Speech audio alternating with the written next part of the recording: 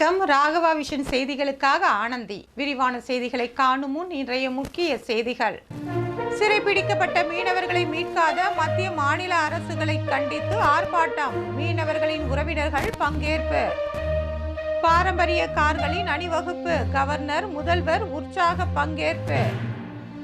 நாற்காலி பயத்தால் முதலமைச்சர் ரங்கசாமி மத்திய அரசின் பட்ஜெட்டை பாராட்டுகிறார். முன்னாள் முதலமைச்சர் நாராயணசாமி குற்றச்சாட்டு. வீராம்பட்டினம் கடற்கரையில் ரத சப்தமி விழா. ஏராளமானோர் பங்கேற்பு. இனி விரிவான செய்திகள். இலங்கை அரசால் சிறைப்பிடிக்கப்பட்ட காரைக்கால் மீனவர்களை மீட்காத மத்திய மாநில அரசுகளை கண்டித்து மீனவர்களின் குடும்பத்தினர் போராட்டத்தில் ஈடுபட்டதால் பரபரப்பு ஏற்பட்டது. காரைக்கால் கிளிஞ்சல்மேடு கிராமத்தை சேர்ந்த ஆனந்தவேலு என்பவருக்கு சொந்தமான விசைப்படகில் கிளிஞ்சல்மேட்டை சேர்ந்த 13 மீனவர்கள் கடலுக்கு மீன்பிடிக்க சென்றனர். அவர்கள் எல்லை தாண்டி மீன் பிடித்ததாக இலங்கை கடற்படையினர் கடந்த 27ஆம் தேதி மீனவர்கள் மீது துப்பாக்கி சூடு நடத்தி மீனவர்களை சிறைப்பிடித்தனர். துப்பாக்கி சூட்டில் 2 பேர் படுகாயம் அடைந்த நிலையில் சிறைப்பிடிக்கப்பட்ட மீனவர்கள் கடந்த 8 நாட்களாக இலங்கை சிறையில் அடைக்கப்பட்டுள்ளனர். சிறையில் உள்ள மீனவர்களை உடனடியாக மீட்காத மத்திய மாநில அரசுகளை கண்டித்து புதுச்சேரி மீனவர் விடுதலை வேங்கை அமைப்பினர் கண்டன ஆர்ப்பாட்டத்தில் ஈடுபட்டனர். மீனவர் விடுதலை வேங்கைகள் அமைப்பாளர் மங்கையர் செல்வன் தலைமையில் சுதேசி பஞ்சாலை அருகே நடைபெற்ற கண்டன ஆர்ப்பாட்டத்தில் பாதிக்கப்பட்ட காரைக்கால் மீனவர்களின் குடும்பத்தினர் மற்றும் காரைக்கால் புதுச்சேரியை சேர்ந்த 200க்கும் மேற்பட்டோர் கலந்து கொண்டு மத்திய மாநில அரசுகளை கண்டித்து கோஷங்களை எழுப்பினர்.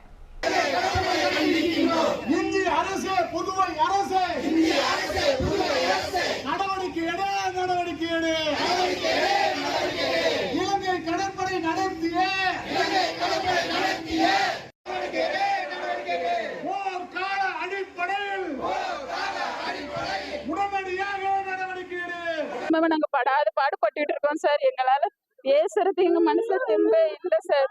எங்க முடிஞ்ச அளவுக்கு எல்லாருக்கும் சொல்றேன் சார்.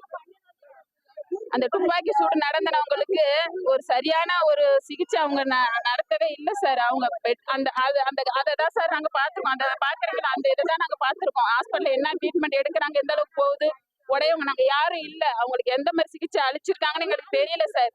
அவங்க இதெல்லாம் பண்ற போறன்னு சொல்றாங்க. ஆனா நாங்க கண்கூடியா நாங்க பார்த்தாதானே சார் நம்ப முடியும். அவங்களுக்கு எந்த அளவுக்கு பாதிக்கப்பட்டிருக்காங்க நாங்க பார்த்தாதானே சார் நம்ப முடியும். சரியாயிடும் பண்ணிருக்கோம் அப்படின்னு சொல்றாங்க. எதுவுமே எங்களுக்கு சரியா வரல சார். அவங்க வந்து எங்க அரசாங்கம் அது கையில எடுத்து எங்களுக்கு அதை செய்யணும் சார். அதுக்கு நீங்க உங்களுக்கு முடிஞ்ச அளவுக்கு இது எல்லா இதுலயுமே போட்டு எங்களுக்கு ஒரு நல்ல ஒரு விடுவு காலம் பிறக்க நீங்க உதவணும் சார். பாரம்பரிய கார்களின் அணிவகுப்பை கவர்னர் மற்றும் முதலமைச்சர் ஆகியோர் ஆர்வத்துடன் பார்வையிட்டனர். புதுச்சேரி சுற்றுலாத்துறை சார்பில் கடந்த 2008ஆம் ஆண்டு முதல் கார்கள் கண்காட்சி நடத்தப்பட்டு வருகிறது. இந்த ஆண்டு கார்கள் இருசக்கர வாகன கண்காட்சியானது கடற்கரை சாலையில் நேற்று மாலை துவங்கியது. இதில் 35க்கும் மேற்பட்ட பழமையான பாரம்பரிய கார்கள் இடம்பெற்றிருந்தன.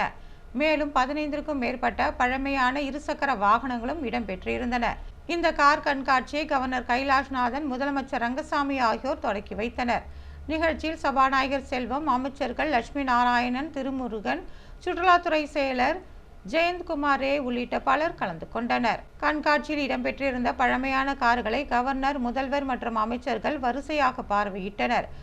அப்போது தென்னிந்திய அளவில் முதல் சவர்லட் வகை கார் காட்சிப்படுத்தப்பட்டிருந்தது. கேரள மாநிலம் பாலக்காட்டை சேர்ந்த ராஜேஷ் அம்பாள் என்பவர் அதை காட்சிப்படுத்தியிருந்தார்.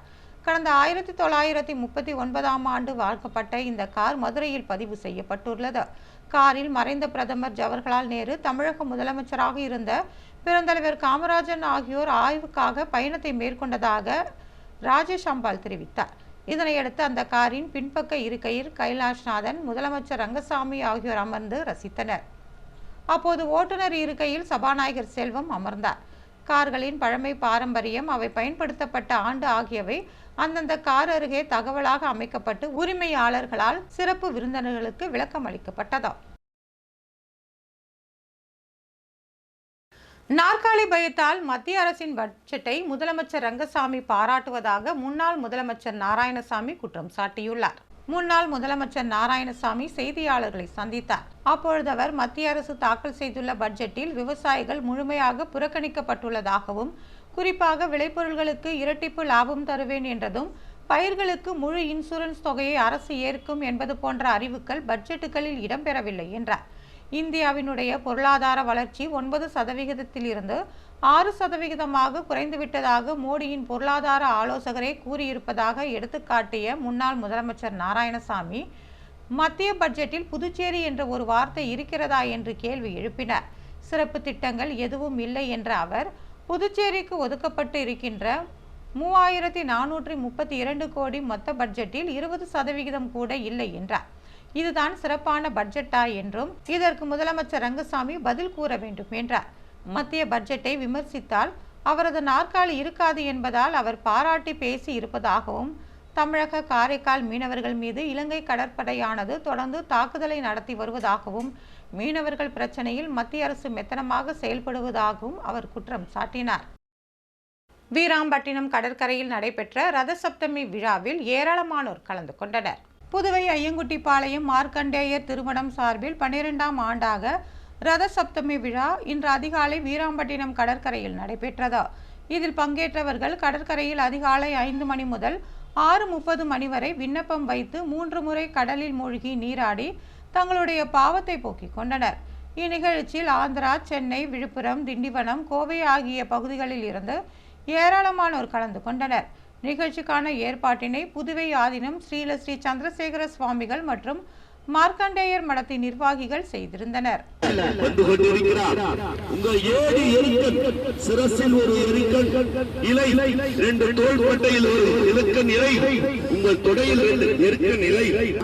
சித்தர்கள் சொன்னது அதைதான் நீங்கள் செய்து கொண்டிருக்கிறீர்கள். வாழ்க்கையில இன்பத்தை தருவதற்காக இங்கே 7 குதிரை பூட்டிய விதமாக சப்தமி. புதுவையில் மலர் கண்காட்சியின் ஏற்பாடுகள் குறித்து அமைச்சர் தேனி ஜெயக்குமார் தலைமையில் ஆலோசனை கூட்டம் நடத்தப்பட்டது. புதுச்சேரி தாவரவியல் பூங்காவில் வருகின்ற 7ஆம் தேதி 35வது மலர் காய்கனி கண்காட்சி தொடங்குகிறது. இதனையொட்டி வேளாண் துறை அமைச்சர் தேனி ஜெயக்குமார் அதிகாரிகளுடன் ஆலோசனை நடத்தினார். இந்த கூட்டத்தில் காவல்துறை, சட்ட ஒழுங்கு, போக்குவரத்து சீரமைப்பு, வாகன நிறுத்துமிடம், தீயணைப்பு, நகராட்சி மூலம் மேற்கொள்ளப்பட வேண்டிய பணிகள் குறித்து ஆலோசிக்கப்பட்டது. கூட்டத்தில் டிஐஜி சத்யசுந்தரம், சட்டம் ஒழுங்கு முதுநிலை காவல் கண்காணிப்பாளர் கலைவாணன், போக்குவரத்து முதுநிலை காவல் கண்காணிப்பாளர்கள் பிரவீன்குமார் திரிபாதி, புதுவை நகராட்சி ஆணையர் கந்தசாமி, வனத்துறை அதிகாரி லட்சுமணன் உள்ளிட்ட பலர் கலந்து கொண்டனர். புதுவையில் IAS அதிகாரிகளுக்கு கூடுதல் பொறுப்பு வழங்கப்பட்டுள்ளது. புதுச்சேரி தலைமை தேர்தல் அதிகாரி ஜவஹருக்கு தொழில் வளர்ச்சி, வனம், வனத்துறை, கல்வி, அறிவியல், தொழில்நுட்பத்துறை கூடுதல் பொறுப்பாக வழங்கப்பட்டுள்ளது. அரசு செயலர் முத்தம்மாவிற்கு திட்டம் மற்றும் ஆராய்ச்சி, போக்குவரத்து, மின்சாரம், குடிமைப்பொருள் வழங்கல் துறை, பொதுப்பணித்துறை, தகவல் தொழில்நுட்பம், ஆதிதிராவிடர் நலத்துறை வழங்கப்பட்டுள்ளது. காரைக்கால் ஆட்சியர் மணிகண்டன் புதுச்சேரி கவர்னரின் செயலாளராகவும், கூடுதலாக சுற்றுலா, மீன்வளத்துறை செயலாளராகவும் பொறுப்பு அளிக்கப்பட்டுள்ளது. அரசு செயலர் சுந்தரேசனுக்கு சமூக நலம், பிற்படுத்தப்பட்டோர் நலம், பொருளாதாரம், புள்ளியியல் துறை, இளைஞர் நலம், விளையாட்டுத்துறை, பான்கேர் தலைவர் பொறுப்பு வழங்கப்பட்டுள்ளது. அரசு செயலர் நெடுஞ்செழியனுக்கு வேளாண், கால்நடைத்துறை, இந்து சமய அறநிலைத்துறை, வக்பு வாரியம், கலைப்பண்பாட்டுத்துறை ஒதுக்கப்பட்டுள்ளது. புதுச்சேரி ஆட்சியர் குலோத்துங்க நகர மேம்பாட்டு, வருவாய் சிறப்பு செயலர் பதவிகளை கூடுதலாக கவனிப்பார். சோமசேகர அப்பாவுராவ் காரைக்கால் ஆட்சியராக நியமிக்கப்பட்டுள்ளார். இதற்கான உத்தரவை கவர்னர் உத்தரவின்படி தலைமை செயலர் சரத் சௌகான் பிறப்பித்துள்ளார். தொடர் நோயால் பாதிக்கப்பட்டவர்கள் உதவித்தொகை பெறுவதற்கான வயது வரம்பு நீக்கப்பட்டுள்ளது. புதுச்சேரி ஆதிதிராவிடர் நலத்துறை மூலம் தொடர் நோயால் அவதியுறும் ஆதிதிராவிடர் மற்றும் பழங்குடியின மக்களுக்கு மாதந்தோறும் 3000 ரூபாய் உதவித்தொகை வழங்கப்பட்டு வருகிறதா. இதனை பெறுவதற்கு புதுச்சேரியை சேர்ந்த ஆதிதிராவிட மக்களாக இருக்க வேண்டும், 18 வயது பூர்த்தியடைந்தவர்களாக இருக்க வேண்டும் என்று விதிமுறைகள் இருந்ததா. இந்நிலையில் தற்போது இந்த விதிமுறைக்கான அரசாணையில் திருத்தம் செய்யப்பட்டு குழந்தைகள் முதல் வயதானவர்கள் வரை உள்ள அனைவரும் உதவித்தொகை பெறலாம், வயது வரம்பு தேவையில்லை என்று அறிவிக்கப்பட்டுள்ளதா. இதற்கான ஆணையை கவர்னர் உத்தரவின் பேரில் ஆதிதிராவிட நலத்துறை சார்பு செயலர் முருகேசன் பிறப்பித்துள்ளார். ஆச்சாரிய பள்ளி மாணவர்கள் உலக சாதனை படைத்துள்ளனர். புதுச்சேரியில் உலகத்தரம் வாய்ந்த ஆச்சாரியா பள்ளி குழுமமும் கலாம் உலக சாதனை புத்தகமும் இணைந்து பல்வேறு நிகழ்வுகளில் மாணவர்களின் பங்கு பெற்று உலக சாதனை படைத்து பெருமை சேர்த்துள்ளனர். அதன் ஒரு பகுதியாக 300க்கும் மேற்பட்ட மாணவர்கள் 45 வகையான தனித்திறமைகளை வெளிப்படுத்தினர். மாணவர்களின் முயற்சிக்கு பள்ளியின் தலைமை ஆசிரியர்கள் மற்றும் பயிற்சியாளர்கள் பங்கு வகித்தனர். இந்த சாதனை பள்ளியின் கல்வி தரத்தையும் பயிற்சி முறையையும் மாணவர்களின் அசாத்திய திறனையும் வெளிப்படுத்தியதா. ஆச்சாரியா குழும தலைவர் அரவிந்தன் மற்றும் புதுச்சேரி காவல் கண்காணிப்பாளர் பாஸ்கரன் ஆகியோர் சிறப்பு விருந்தினர்களாக கலந்து கொண்டனர். நித்யா செந்தில்குமார் மற்றும் திவ்ய பாரதி ஆகியோர் இதில் பங்கு பெற்றனர். மாணவர்கள், பெற்றோர்கள், ஆசிரியர்கள் இந்த நிகழ்ச்சிக்கு ஊக்கமளித்தனர். எஸ்ஆர்கே மேல்நிலைப் பள்ளிக்கு குடியரசு தின விழாவில் கவர்னரால் விருது வழங்கப்பட்டது. புதுச்சேரி கரிக்கலாம்பாக்கத்தில் இயங்கி வரும் எஸ்ஆர்கே மேல்நிலைப் பள்ளிக்கு குடியரசு தின விழாவில் கவர்னர் கைலாஷ்நாதன், புதுச்சேரியின் இளம் கல்வியாளர்களாக திகழும் எஸ்ஆர்கே மேல்நிலைப் பள்ளி தாளாளர் மகேந்திரனுக்கு விருது வழங்கினார். கல்வி வரலாற்றில் 24 ஆண்டுகளை வெற்றிகரமாக கடந்து 25ஆம் கல்வியாண்டை சாதனை வெள்ளி விழா ஆண்டாக தடம் பதித்து நகர்ப்புறத்திற்கு இணையாக கல்வியை கிராமப்புறத்திலும் வழங்கும் தலைச்சிறந்த பள்ளி என்ற பெருமைக்குரிய எஸ்ஆர்கே மேல்நிலைப் பள்ளி மாநிலத்தில் சிறந்த பள்ளிக்கான விருதை பெறுவதற்கு பங்காற்றிய ஆசிரியர்கள், மாணவர்கள், பள்ளி ஊழியர்களுக்கு பள்ளி நிர்வாகம் சார்பில் நன்றி தெரிவிக்கப்பட்டது. ராமநாதபுரம் கிராமத்தில் சாலை அமைப்பதற்கான பணியை அமைச்சர் சாய் ஜே சரவணன்குமார் தொடங்கி வைத்தார். ஓசூர் சட்டமன்ற தொகுதிக்குட்பட்ட ராமநாதபுரம் கிராமத்தில் உள்ள ஜிக்மர் நலமையம் சாலையில் யூ வடிவ கழிவுநீர் வாய்க்கால் அமைப்பதற்காக தொகுதி சட்டமன்ற உறுப்பினரும் ஆதிதிராவிட நலத்துறை அமைச்சருமான சாய் ஜே சரவணன்குமார் முயற்சியில் பொதுப்பணித்துறை மூலம் 1,31,00,000 ரூபாய் மதிப்பீட்டில் அரசாணை பெறப்பட்டு அந்த பணிக்கான பூமி பூஜை நடைபெற்றது. ஆதிதிராவிட நலத்துறை அமைச்சர் சாய் ஜே சரவணன்குமார் கலந்து கொண்டு பூமி பூஜை செய்து பணியினை தொடக்கி வைத்தார். நிகழ்ச்சியில் கட்டிடங்கள் மற்றும் சாலை வடக்கு கோட்ட செயற்பொறியாளர் சுந்தரராஜு, உதவி பொறியாளர் ஸ்ரீனிவாசன், இளநிலை பொறியாளர் தமிழரசன், பாஜக ஊசுடு ஒருங்கிணைப்பாளர் சாய் தியாகராஜன் உள்ளிட்ட பலர் கலந்து கொண்டனர். ஸ்ரீ ஜீவரக்ஷா ஆயுர்வேத சிகிச்சை மையத்தை முதலமைச்சர் ரங்கசாமி திறந்து வைத்தார். புதுச்சேரி மரப்பாலம் சிக்னல் அருகில் ஸ்ரீ ஜீவரக்ஷா ஆயுர்வேத சிகிச்சை மைய திறப்பு விழா நடைபெற்றது. முதலமைச்சர் ரங்கசாமி விழாவில் கலந்து கொண்டு சிகிச்சை மையத்தை திறந்து வைத்தார். ஸ்ரீ ஜீவரக்ஷா ஆயுர்வேத சிகிச்சை மைய திறப்பு விழாவில் கண்ணன், விஸ்வநாதன் ஆகியோர் முன்னிலை வகித்தனர். உள்துறை அமைச்சர் நமச்சிவாயம், சட்டமன்ற உறுப்பினர்கள் லட்சுமிகாந்தன், சம்பத், முன்னாள் கூட்டுறவுத்துறை அமைச்சர் கந்தசாமி, காங்கிரஸ் பிரமுகர் மோகன்தாஸ், ஹரிபிரசாத், ஆர்த்தி ஹரிபிரசாத், ஸ்ரீனிவாசன், காஞ்சனா சுந்தரம், காந்திமதி சுந்தரம், சத்யநாராயணன் உள்ளிட்ட பலர் இந்த விழாவில் கலந்து கொண்டனர்.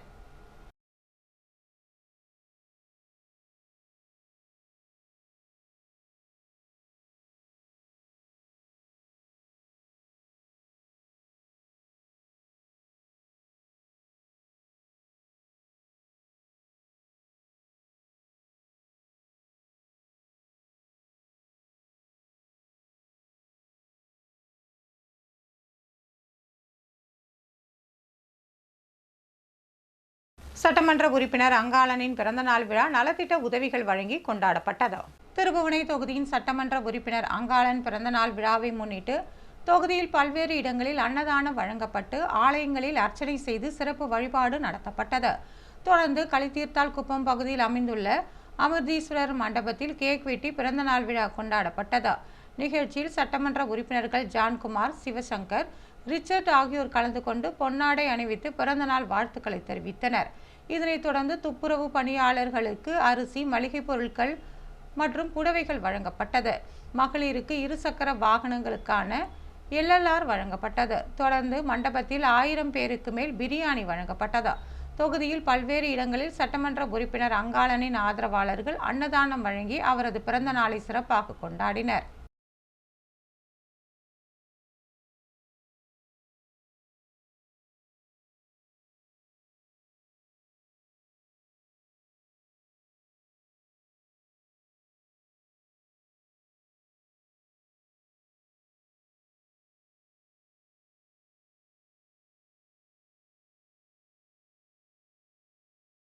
தமிழக வெற்றி கழகத்தின் 2ஆம் ஆண்டு விழா கொண்டாடப்பட்டது.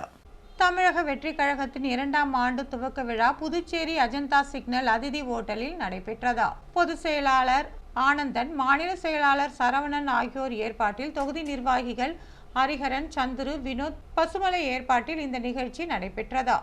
நிகழ்ச்சியில் கழக தொகுதி தலைவர்கள் வில்லியனூர் பிரபு, முத்தியால்பேட்டை ராமு, அணித் தலைவர்கள் உருளையம்பேட்டை பிரான்சிஸ், நெல்லித்தோப்பு செந்தில் உள்ளிட்ட பலர் கலந்து கொண்டனர்.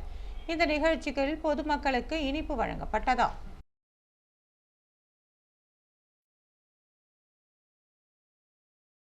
புதுவையில் இன்றைய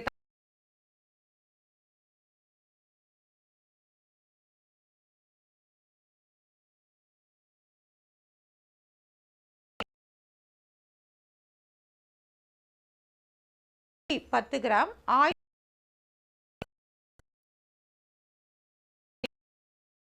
பிடிக்கப்பட்ட மீனவர்களை மீட்காத மத்திய மாநில அரசுகளை கண்டித்து ஆர்ப்பாட்டம். மீனவர்களின் உறவினர்கள் பங்கேற்பு. பாரம்பரிய கார்களின் அணிவகுப்பு. கவர்னர் முதல்வர் உற்சாக பங்கேற்பு. நாற்காலி பயத்தால் முதலமைச்சர் ரங்கசாமி மத்திய அரசின் பட்ஜெட்டை பாராட்டுகிறார். முன்னாள் முதலமைச்சர் நாராயணசாமி குற்றச்சாட்டு. வீராம்பட்டினம் கடற்கரையில் ரத சப்தமி விழா. ஏராளமானோர் பங்கேற்பு. இத்துடன் செய்திகள் நிறைவு பெறுகிறது. வணக்கம்.